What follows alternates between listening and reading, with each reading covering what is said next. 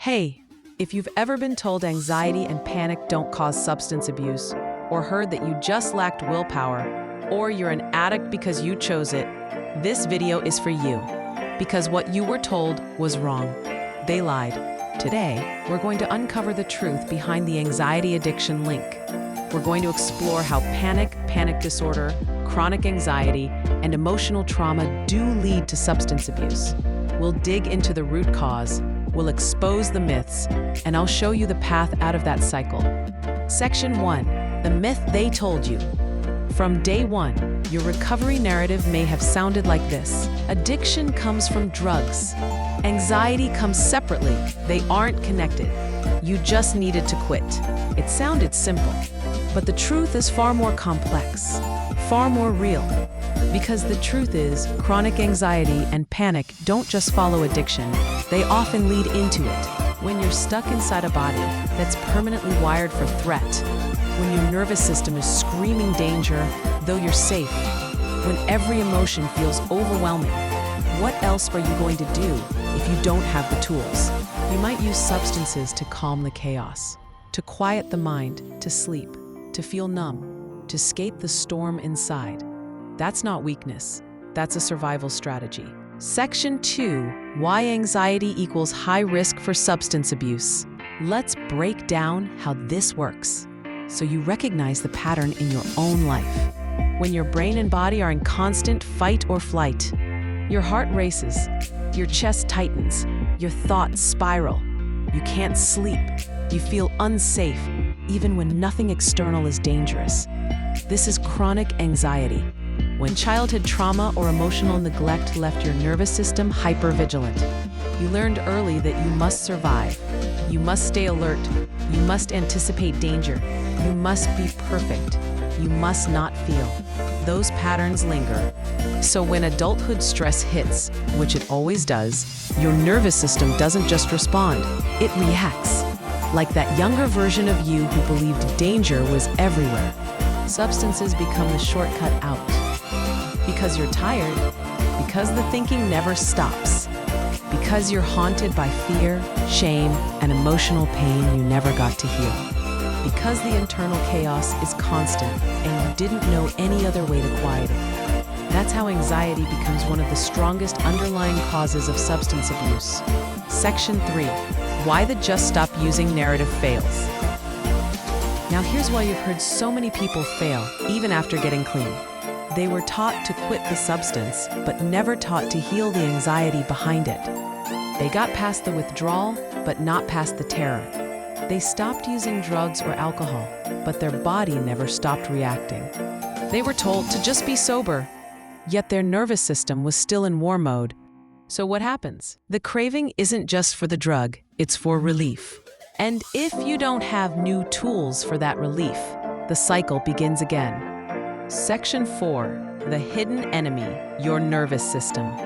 Let's talk about what's really going on under the surface. Your nervous system is like a fire alarm system.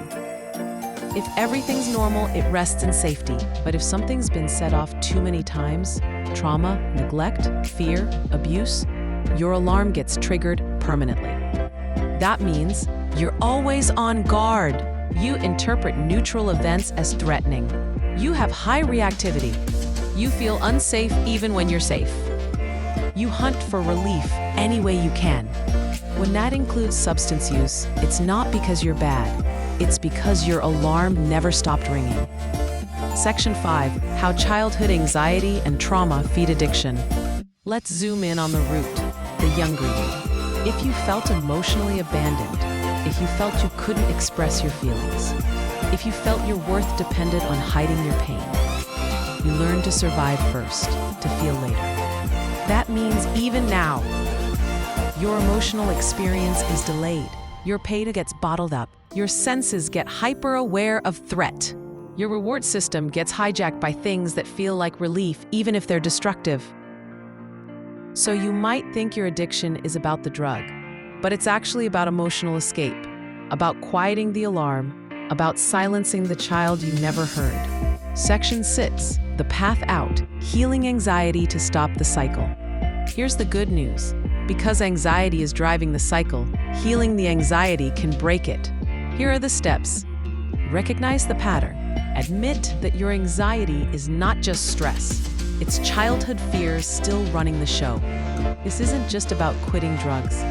This is about healing my nervous system. Rebuild emotional safety. Where you felt unsafe, you now learn safety.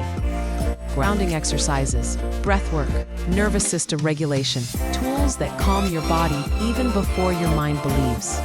Heal the younger you. Meet the part of you that felt unseen, unheard, abandoned. Give that child what was missing: attachment, comfort, acceptance, validation. Create new habits for relief. When your alarm goes off these days, practice new responses. Mindful breathing, staying present, not reaching for the old escape.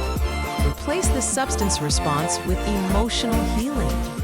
Build a life that doesn't require escape. Work toward identity, connection, ease, purpose. When your adult life gives you enough internal safety, substances lose their pull. Section 7. Why this changes everything. When you start addressing anxiety as the cause, not just the effect, you begin gaining freedom in a new way. You no longer ask, "How can I stop using?" You instead ask, "How can I stop being hunted by my own nervous system?" Because once you reduce the pressure of fear, the urge to escape diminishes. Once you soothe your inner child, the need for external numbing fades. Once you feel safe in your body, you don't feel the same pull to lose yourself. This is true recovery. Not just stopping the substance, but healing the entire reason you reached for it. Section 8. Your invitation. CTA. If you're watching this and thinking, "That's me?" If you're done with the "just stop using" message, if you're ready for real healing, I created a free workbook to help you begin exactly this journey. When you subscribe, you'll get instant access to prompts and exercises that guide you to recognize how your anxiety led to substance use, map your triggers from childhood to now, calm your nervous system in moments of panic, start healing the inner child that never got the chance, build new relief habits that replace escape. Link is in the description. Subscribe, download it, and let's begin the work together. You don't have to walk this path alone anymore. Section 9. Final words. It's the nervous system of your younger self still looking for safety. And when you heal that younger self, your adult life begins to look different. Less panic, less escape, more connection, more peace. You survived pain you weren't built to carry. Now it's time to let your system reset. It's time to let your inner child rest. It's time to let your adult self live free. Thanks for watching. If this video helped, please like, subscribe, and share it with someone who needs to hear it. And remember, the real work begins when you stop quitting and start healing. Want more? Subscribe to get your free 10-module mini course. Break free from addiction and anxiety. Finally understand your mind. Rebuild your life. Stay free. If you're struggling with addiction, anxiety, panic attacks, or feeling stuck at rock bottom, this free 10-module course gives you the tools to climb out, slowly, safely, and with real structure. Every module helps you understand your brain, your cravings, your fears, and your patterns, so you can rebuild a life that's clean, calm, and free from addiction and anxiety.